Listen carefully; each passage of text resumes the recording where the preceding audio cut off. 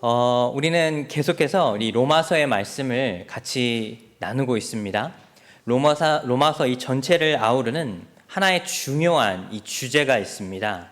이 중요한 주제는 바로 유대인이나 헬라인 모두에게 적용되는 말씀인데, 로마서 1장 17절의 한 부분을 우리 다 같이 한번 읽어보겠습니다.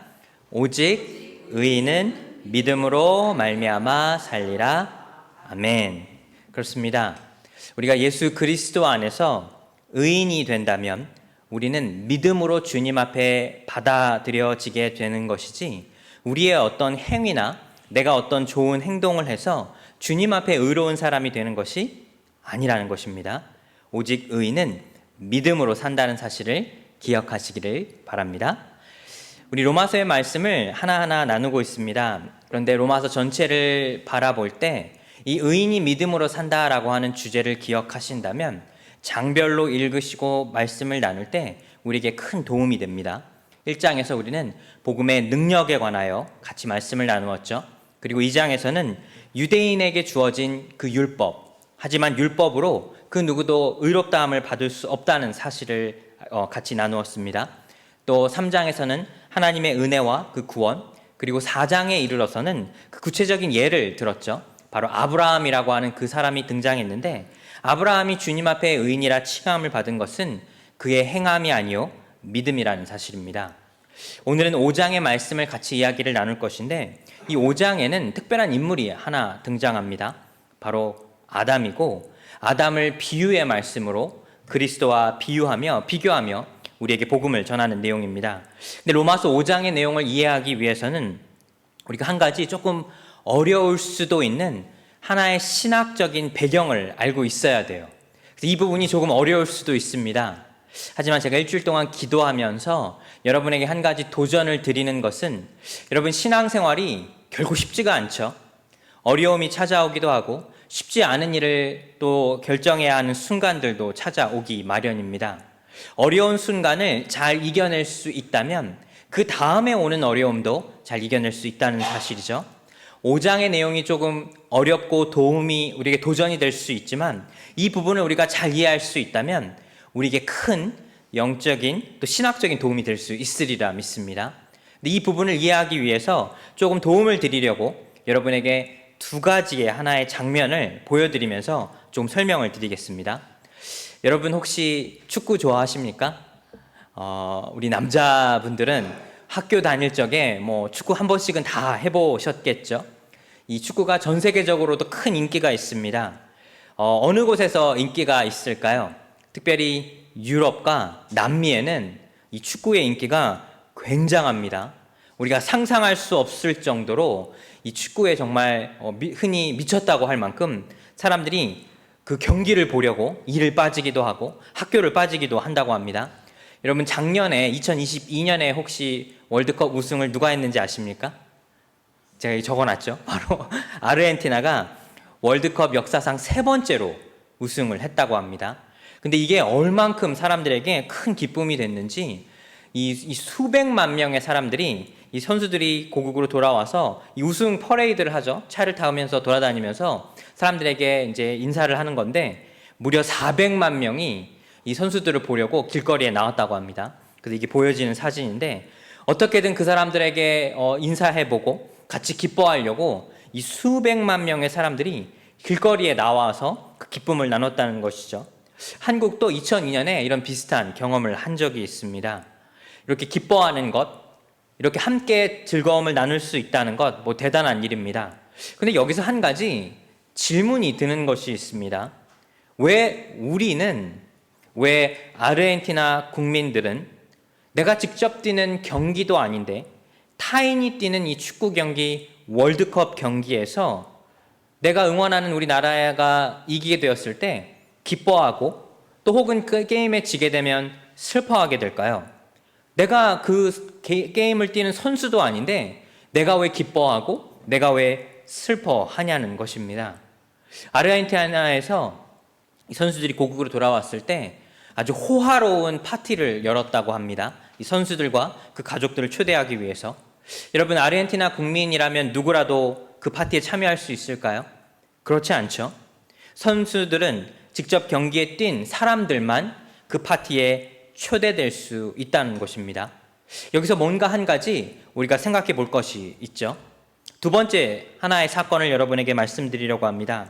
2022년에 있었던 일인데, 한국에서 한 보험 회사가 12살짜리 초등학생의 아이에게 소송을 건 사건이 있었습니다. 이게 사람들에게 굉장히 이 공분을 자아낸 사건인데, 왜 그런가 하면 이 아이는 고아였기 때문입니다. 보험회사가 고아를 상대로 이 소송을 걸었다는 것이죠. 그 배경은 이렇습니다. 이 아이의 어머니는 베트남 사람이었습니다. 근데 아이가 어렸을 때 아이와 이 아이의 아버지를 놔두고 고국으로 그냥 돌아가 버렸습니다. 그리고 모든 연락을 끊게 되었죠. 그런데 얼마 지나지 않아서 이 아버지는 오토바이를 타고 배달을 하는 일을 하게 되었는데, 차랑 부딪히는 사고가 나게 되었습니다. 그래서 아버지도 사망하고 말았습니다. 아이는 고아가 되었죠. 어머니는 연락 두절이 되었고 아버지는 목숨을 잃게 된 상황입니다. 근데 불행 중 다행이라 할까요? 이 아버지의 사망 보험금이 측정이 되었는데, 보험회사가 어느 정도의 그 보험금을 지불하고 나머지는 보호자에게 주겠다고 했는데 보호자가 없잖아요. 어떻게 해야 될까요? 그래서 자기들이 그 보험금을 그냥 가지고 있습니다.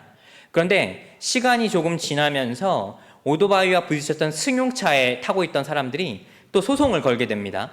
그래서 소송금을 지불하라라고 하는데 아이는 고아잖아요.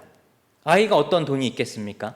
그런데 보험회사가 그 사실을 알고 있으면서도 모든 것에 관하여 그 소송금을 받아내려고 아이에게 소송을 걸었다는 것이죠. 12살짜리 아이에게 수천만 원의 소송을 걸었다는 것입니다. 여러분, 이 이야기를 들을 때 우리 잘 이해할 수가 없죠. 어떻게 이런 일이 생길 수 있느냐는 것입니다. 아이를 보호할 부모가 없는 고아에게 이 많은 소송금을 이 소송 보험 회사를 우리가 이해할 수 있을까요? 사람들에게 이야기가 알려지게 됐자 공분이 일어납니다. 그리고 청와대에 어떻게 보면 사람들이 청원을 하게 됩니다. 하루 만에 10만 명의 사람들이 이건 잘못된 일입니다, 제도적으로 이거를 아이를 보호해 주세요라고 서명까지 하게 됩니다. 결국 보험회사가 손을 들고 죄송합니다 라고 사과하게 되고 그 소송을 취하한 일입니다. 여러분, 여기서 좀 뭔가 이상한 사실을 또 한 가지 느끼게 되죠. 왜 아이가 그런 일에 책임을 져야 하냐는 것입니다. 엄마와 아빠가 없는, 어떻게 보면 자기 힘으로 어떤 잘못도 하지 않은 아이에게 그런 책임을 물릴 수가 있느냐는 것이죠. 이 사건이 공론화가 돼서 이렇게 알려진 것이지, 어떻게 보면 우리 주변에도 혹은 내가 이런 일을 당할 수도 있다는 것이죠. 내가 어떤 결정을 하지도 않았는데 누군가의 결정으로 큰 피해를 볼 수도 있다는 것입니다. 축구 경기와 이 보험회사의 이 사건을 통해 우리는 인생의 한 가지 불편한 사실을 마주하게 됩니다. 그게 뭐냐면 바로 대표성이라는 것입니다. 대표성이라는 것이 무엇일까요? 여러분, 우리는 늘 우리를 대표하는 누군가의 그 결정에 영향을 받을 수밖에 없다는 것이죠. 왜 정치인들을 선출하고 정치인들이 어떤 결정을 내리는 것이 중요할까요? 그들은 사람들을 대표하는 사람들이기 때문입니다. 그리고 그 대표자가 내리는 결정에 내가 영향을 받기 때문이죠. 내가 어느 나라에서 태어났는지, 누가 나를 대표하는지, 혹은 내가 어떤 가정에서 태어났는지가 내가 어떤 선택을 한 것도 아니지만, 그 선택이 나에게 주어진 것이 아니지만 내가 결국에는 그 영향을 받을 수밖에 없다는 것이죠. 여러분, 우리 영적인 삶도 마찬가지라는 사실입니다. 내가 어떤 잘못이나 어떤 올바른 선택을 하지도 않았는데 누군가의 선택이 나에게 영향이 온다는 것이죠. 로마서 5장 12절에 앞부분의 말씀을 우리 같이 한번 읽어보겠습니다. 한 사람으로 말미암아 죄가 세상에 들어오고 죄로 말미암아 사망이 들어왔더니, 여기서 한 사람이라는 그 부분이 등장하게 되죠. 여기서 한 사람이 누구일까요? 사도 바울은 이 한 사람을 아담으로 칭합니다. 아담으로 인하여 죄가 세상으로 들어오게 되었고 그 죄로 인하여 사망에 이르게 되었다는 사실입니다. 여러분, 이 부분을 잠깐 멈추고 묵상해 보면 하나님의 창조 계획 안에는 죄와 사망이 존재하지 않았습니다. 에덴 동산이라고 하는 것은 천국의 모형일 뿐 아니라 그곳에는 죄와 멸망과 사망이 존재하지 않았다는 것이죠. 그런데 이 아담이라고 하는 한 사람의 잘못된 선택으로 인하여, 그의 죄로 인하여 죄가 세상에 들어오게 되었고 그 영향력 안에 우리가 거하게 되었다는 것입니다. 우리가 선택한 것이 아닙니다. 내가 아담을 대신해서 옳고 그름을 결정한 것이 아니지만 아담의 잘못된 선택의 영향이 우리에게도 끼쳐지게 된다는 사실이죠. 분명히 이해할 수 있는 부분이 바로 아담의 죄와 나의 죄가 여기서 부딪히게 된다는 사실입니다. 여러분, 아담의 죄 혹은 첫 번째 죄, 영어로는 original sin이라고 합니다. 그리고 나의 죄, 신학적으로는 자범죄라고 하는데, 이 부분은 우리가 얼마든지 받아들일 수 있을 것 같아요. 내가 살면서 저지르는 잘못된 선택이나 죄, 내가 죄값을 치르라 하면 치를 수 있겠지만 아담의 죄는 나의 죄는 아니죠. 그렇게 생각할 수 있지 않습니까? 내가 왜 내가 하지도 않은 선택 안에 그 피해를 봐야 하냐는 것입니다. 이 부분을 놓고 저는 좀 고민을 했어요. 여러분, 이 부분이 좀 이해하기 어려운 부분이고 신학적인 부분이라 이거 굳이 몰라도 우리 신앙생활 할 수 있지 않을까? 그런 생각이 들게 되었는데, 잘 생각해 보니까 지금 세상을 지배하고 있는 수많은 이단들이 바로 이 부분을 갖고 넘어지더라고요. 이 부분을 잘 이해하지 못한다면 여러분, 우리도 얼마든지 세상에서 옳고 또 그른 선택을 잘 할 수가 없다는 것입니다. 제가 몇 가지 예를 들어 드리겠습니다. 여러분, 구원파라고 하는 그 박옥수 목사가 지금 이끌고 있는 이단 혹시 들어보셨습니까? 한국에 저는 몰랐는데 정치, 연애, 그리고 모든 영역에 어마어마한 영향력을 가지고 있다고 합니다. 그런데 이 구원파가 말하는 이 구원과 아담의 죄에 대하여 말하는 부분이 우리가 듣기에 언뜻 설득력이 있습니다. 여러분, 세상의 어떤 이단도 우리가 이단입니다 라고 말을 하지 않습니다. 그런데 이 구원파가 말하는 이 아담의 죄, 원죄에 관한 어떤 입장이 있냐면, 내가 예수 그리스도 안에서 회개를 하게 되면 내 모든 죄가, 과거의 모든 죄와 현재의 모든 죄, 앞으로의 모든 죄도 다 용서받는다는 사실이 이 구원파가 믿는 구원의 논리입니다. 여러분, 이 말을 들을 때 우리도 언뜻 그게 맞는 말 같습니다. 내가 예수 그리스도 안에서 더 이상 죄인이 아니라 의인이라는 것이죠. 그렇다면 내 앞으로의 죄, 미래에 지을 죄도 용서를 미리 받을 수 있다는 것입니다. 그래서 구원파가 말하는 그 회개의 핵심이 무엇인가 하면, 여러분이 구원받은 날짜와 시간을 분명히 알아야 된다는 것이에요. 이렇게 물어봅니다. 교회 다니세요? 네, 교회 다닙니다. 그러면 혹시 언제 구원받았는지 아세요? 그럼 우리 대부분 그렇죠. 잘 기억이 나지 않는데요. 글쎄요, 언제일까요? 그러면 당신이 받은 그 구원 잘못된 것입니다. 구원의 날짜와 시간을 잃어버린다면 그게 어떻게 하나님 앞에 구원받은 것이죠? 사실 그 말을 들을 때 언뜻 대답하기가 어렵죠.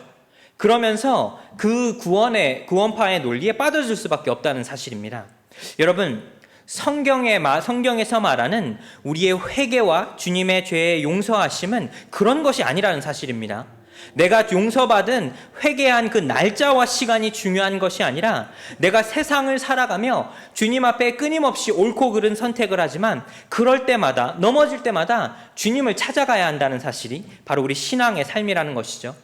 여러분, JMS 정명석이 말하는 그 구원의 논리는 어떤 것인지 아십니까? 이 구원의 논리에 빠져들게 되면 이 정명석이라는 사람이 죄를 용서하는 사람이라는 것입니다. 내가 세상을 살아가며 짓는 죄는 주님 앞에 죄를 받을 수 있지만, 아담이 지은 죄는, 그 죄는 내가 지은 죄가 아니기 때문에 정명석이라고 하는 이 구원자만 나를 용서할 수 있다는 것이죠. 그래서 이 정명석이, JMS가 막강한 힘을 갖게 된다는 것입니다. 내가 너를 용서해 줄게. 나한테 오렴. 여러분, 이 부분이 우리가 잘못 이해하게 된다면 그런 말들에 빠져들 수 있다는 것입니다. 아담의 죄와 내가 살면서 짓는 죄가 구별되지 않는다면 이게 그냥 똑같은 것 같아요. 여기서 우리가 한 가지를, 제가 좀 어려운 부분을 말씀드리겠습니다. 여기서 연방 대표성이라는 이 중요한 신학적인 이 가르침이 있는데, 이게 뭔가 하면 Federal Headship이라고 하는데, Federal Headship 하면 좀 어려운 말 같죠? 그런데 Federal Government는 많이 들어보셨죠? 연방 정부를 말하는 것입니다. 여기서 이 Federal이라고 하는 말이 사실은 영어가 아니라 라틴어에서 나온 말인데, 이 라틴어의 포디오스라고 하는 그 단어에서 나온 말인데, 이 포디오스가 뭘 말하는가 하면 언약을 말하는 것입니다. 인간과 인간, 사회와 사회의 관계를 말하는 것이 아니라 하나님과 하나님의 백성과의 관계를 나타낼 때 쓰는 말이 이 federal, fidios라는 것이죠. 포디오스입니다. 이게 언약적인 관계입니다. 그래서 엄밀히 말하면 federal government가 이 상징하는 것은 우리를 개인 대 개인으로 정부가 우리를 바라보는 것이 아니라 마치 하나님이 하나님의 백성을 돌보는 것처럼 어려움이 있을 때마다 그 어려움을 듣고 그 어려움의 문제를 해결해 주는 것이 이 정부가 해야 할 역할이라는 것입니다. 여러분 신기하지 않나요?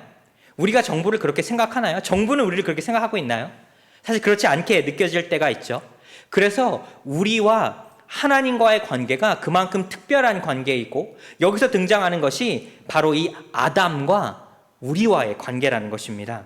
5장 12절에 전체의 구절의 말씀을 다시 한번 읽어보겠습니다. 같이 읽겠습니다. 그러므로 한 사람으로 말미암아 죄가 세상에 들어오고 죄로 말미암아 사망이 들어왔나니 이와 같이 모든 사람이 죄를 지었으므로 사망이 모든 사람에게 이르렀느니라. 아멘. 여러분 좀 어렵나요? 제가 지금 드리는 말씀 조금 어려울 수도 있는데 제가 말씀을 드릴게요. 다시 한번 말씀을 드리겠습니다. 여기서 사도 바울이 말하는 것은 아담의 죄, 아담이 처음 저지른 이 원죄가 결국에는 내가 지은 죄와 같다는 것이죠. 아담이라고 하는 그 사람이 지은 죄의 영향력이 나에게도 동일하게 있으며 나와 아담을 다르게 바라봐서는 안 된다는 사실입니다. 그런데 여기서 우리가 좀 어려울 수 있는 부분이 바로 이런 부분 아닐까 싶습니다. 뭔가 하면 언약의 관계 안에서 아담의 죄는 내가 지은 것이 아니라는 것이죠. 그런데 생각해 볼까요? 여러분, 아까 보험의 그 회사가 아이를 고소한 사건을 한번 생각해 보겠습니다. 아이는 어떠한 잘못도 하지 않았는데 부모의 어떤 선택으로 그 아이에게도 그 영향력이 간다는 사실이죠. 여러분, 우리 가정에도 그런 일들이 있습니다. 내가 어떤 잘못을 한 게 아닌데 우리 부모의 잘못된 선택이 나에게도 영향이 끼친다는 사실이죠. 부모가 큰 빚을 지게 된다면 그 부모가 그 빚을 갚지 않고 자녀들에게 그 빚이 그대로 전가되는 사건, 우리 너무나 많이 보고 듣게 됩니다. 하나님이 만들어 온 아름답고 완벽한 에덴 동산이라고 하는 곳에 이 아담이라고 하는 그 사람이 지은 그 죄가 결국에는 사망이라고 하는 그 어마어마한 막강한 그 악의 영향력이 들어오게 된 것이죠. 그리고 우리 모두가 다 그 영향력 안에 있다는 사실입니다. 내가 한 일이 아니지만 누군가 한 그 일의 영향력이 나에게도 끼쳐진다는 사실입니다. 또 두 번째로 이런 생각을 할 수가 있습니다. 나는 아담과 다른 사람이고 내가 굳이 그런 일을 저지르지 않았고 어떻게 보면 나는 아담보다 더 나은 사람 아니야? 라고 생각해 볼 수도 있습니다. 어떻게 보면 우리 모두가 다 개인적으로 사회를 살아가는데 누군가 나를 대표하는 일에 너무 불편할 때가 있습니다. 정치인을 뽑아놨는데 내가 동의하지도 않는 선택을 정치인이 하게 될 때 여러분 그 대표에 대해서 불만이 생기죠. 아니 왜 그런 선택을 하고 그런 선택이 나에게 영향을 끼치게 하느냐는 것입니다. 마찬가지로 내가 굳이 하지 않았어도 나의 대표가 어떤 잘못된 선택을 하게 된다면 그 영향력이 나에게도 끼치게 된다는 사실입니다. 하나님이 제일 처음 세우신 에덴 동산이라고 하는 완벽한 천국의 모형에 하나님은 두 명의 사람을 세우게 되죠. 아담과 하와입니다. 하나님이 세운 이 두 사람은 어떻게 보면 우리 모두의 대표자입니다. 하나님이 세운 사람이기 때문이죠. 그리고 그 사람들이 내가 더 나은 사람이다 말할 수가 없다는 것입니다. 그 둘을 세운 사람이 하나님이라는 사실이죠. 그런데 이 둘이 세워짐으로 그들의 잘못된 선택이 나에게도 직접적인 영향력이 생긴다는 사실입니다. 내가 굳이 잘못을 하지 않았어도, 내가 굳이 그런 선택에 동의하지 않았어도 아담의 죄성은 나의 죄성과 동일성이 있게 된다는 사실입니다. 여러분, 이 부분이 어려운 듯 하지만 우리 개인의 삶을 한번 생각해 볼까요?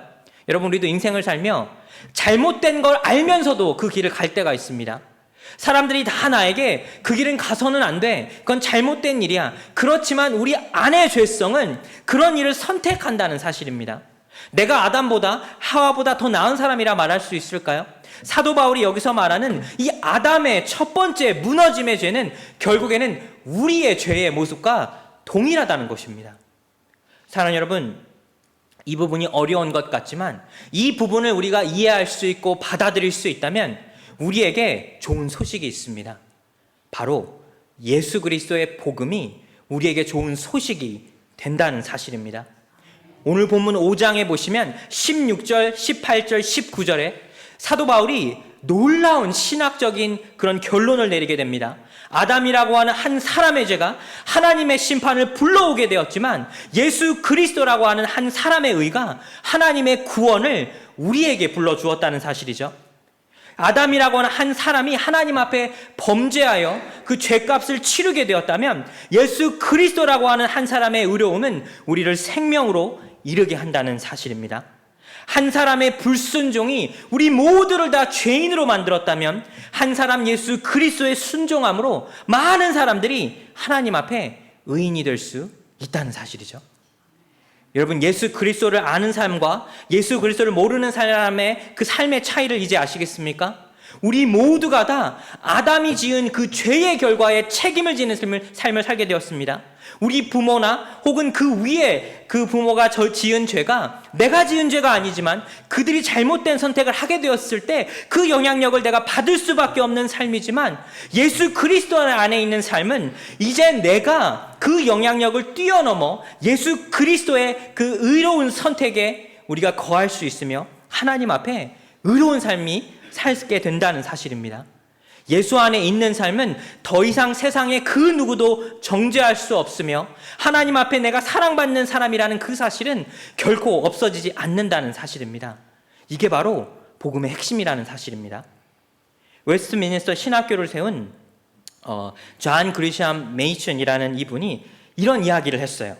사실 그리스도께서는 아담의 원죄에 대한 형벌과 우리 개인적으로 지은 자범죄에 대한 형벌을 치르셨을 뿐 아니라 우리를 위해 확실한 영생을 주셨습니다.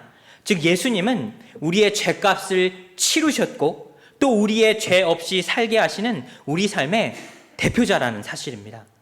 사랑하는 여러분, 예수 그리스도 안에 있는 우리 모두는 이제 더 이상 그 죄의 결과에 책임을 지는 삶을 사는 것이 아니라 이미 죄값을 치르신 예수 그리스도의 그 의로운 삶 안에 거할 수 있을 뿐 아니라 하나님이 우리를 의롭다 부르시는 그 삶의 대표자가 된다는 사실입니다.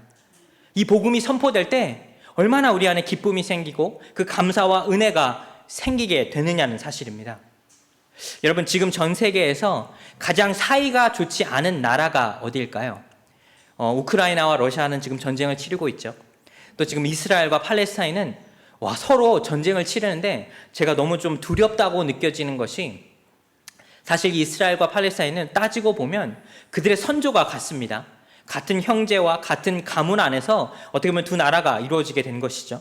그런데 서로를 대하는 그 방식이 저 팔레스타인이라고 하는 그 사람들은 다 이 땅에서 없어져야지 우리가 평화를 얻을 수 있다라고 생각하고 또 이스라엘도 똑같이 생각한다는 사실입니다. 서로 너무나 적대적인 관계라 어떻게 보면 어린아이나 노약자가 그들 눈안에는 내가 정말 박멸해야 할 바퀴벌레와 같은 사람들로 보인다는 것이죠. 너무나 어떻게 보면 안타깝죠. 근데 그만큼 어떻게 보면 사이가 좋지 않은 나라를 생각해 보자면 여러분, 한국과 일본도 사이가 좋지 않을까요? 우리도 좋지 않은 관계를 갖고 있죠. 그런데 참 놀라운 것이 2001년에 이런 일이 있었습니다. 여러분 혹시 들어보셨나요? 일본 도쿄 지하철역에 한 일본인이 이 기차철을 기다리고 있다가 선로에 떨어지게 됩니다.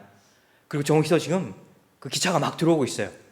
근데 당시에 이 대학생 26살 이수연이라고 하는 이 젊은 청년이 선로에 뛰어들게 됩니다.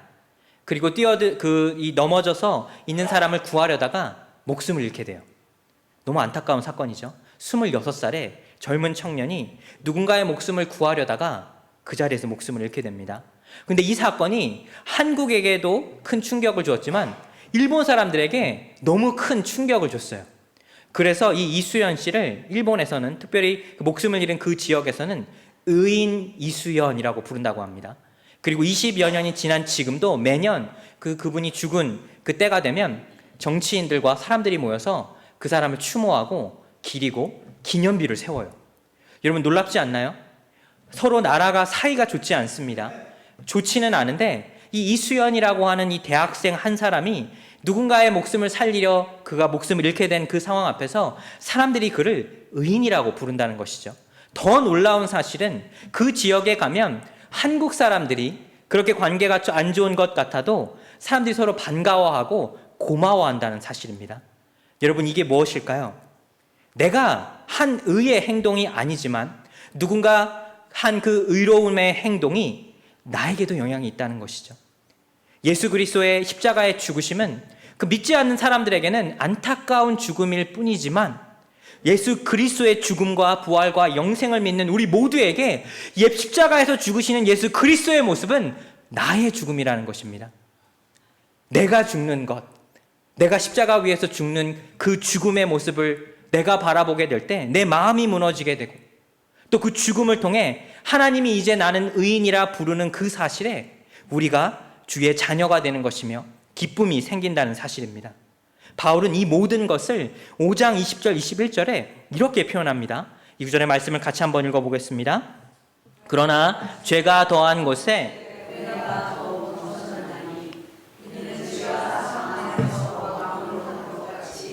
은혜도 또한 의로 말미암아 왕노릇하여 우리 주 예수 그리스도로 말미암아 영생에 이르려 하려 함이라. 아멘. 그렇습니다. 바울의 이 표현이 참 놀라워요. 죄가 더한 곳에 은혜가 넘쳤도다. 죄인이 있는 곳에, 하나님 앞에 범죄한 사람들이 모인 곳에 하나님의 은혜가 넘친다는 사실입니다. 여러분, 교회는 그런 곳입니다.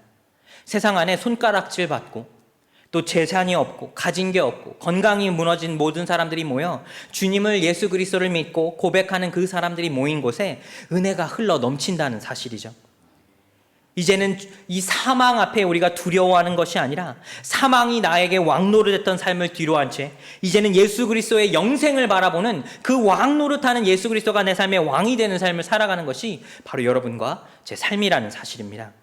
사랑하는 여러분, 예수 그리스도의 죽으심은 나의 죄의 죽음을 말씀하시는 것이며 예수 그리스도의 부활과 그 부활의 모습은 내가 장차 나에게 찾아올 이 영생의 모습을 보여주신다는 사실입니다.